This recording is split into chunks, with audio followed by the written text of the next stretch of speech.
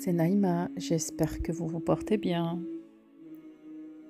Quand on vit dans l'ombre, notre corps devient malade et nous alerte.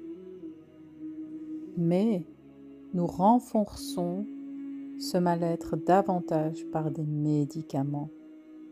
Nous avons des filtres mentaux à absolument déverrouiller dans la partie où nous n'avons pas l'habitude de puiser nos recherches, qui n'est autre que notre subconscient. Cet éveil est déclencheur de liberté rapide et efficace. Dans la vie spirituelle, c'est être honnête avec soi-même. La base des bases est de cesser de fuir et de lutter. Dans les comportements, on voit la personne selon ses modalités de pensée et croyances.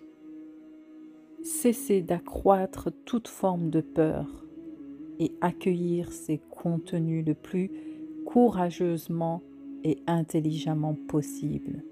Et c'est à ce moment-là qu'on descend où on va à l'intérieur de soi, jusqu'à ce soit un automatisme. Et on parlera de la compétence inconsciente.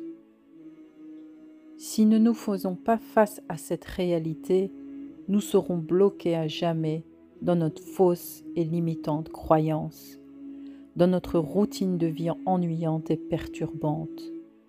Clairement, cela ne nous mènera nulle part. C'est clairement une forme d'épuisement constante qui mène au développement de maladies, voire jusqu'à la mort. Pour en sortir, le premier élan, c'est l'intention. Et qu'est-ce que c'est que l'intention? C'est vouloir, c'est rêver, c'est espérer, c'est désirer et montrer le bon comportement. L'intention jaillit de l'être. Cela vient d'une volonté personnelle sans force. L'intention n'a pas de rigidité de force. Elle émerge directement de l'être en nous.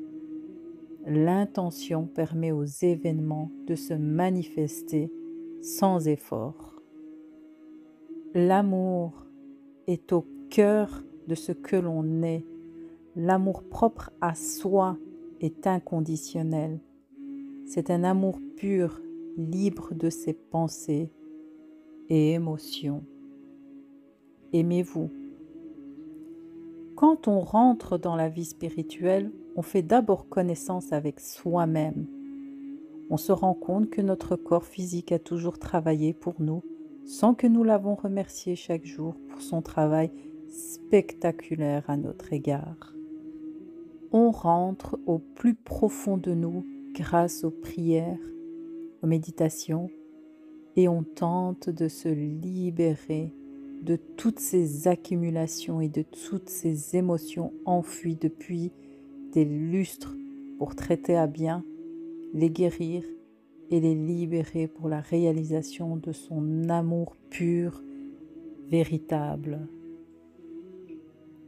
Nous possédons tous les clés. Le cœur est l'organe le plus puissant. C'est un diamant, c'est notre guide. Suivre notre cœur, c'est suivre notre force de vie.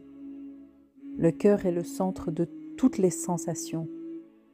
Quand nous sommes bien ou mal, il nous dirige. C'est notre lien avec Dieu.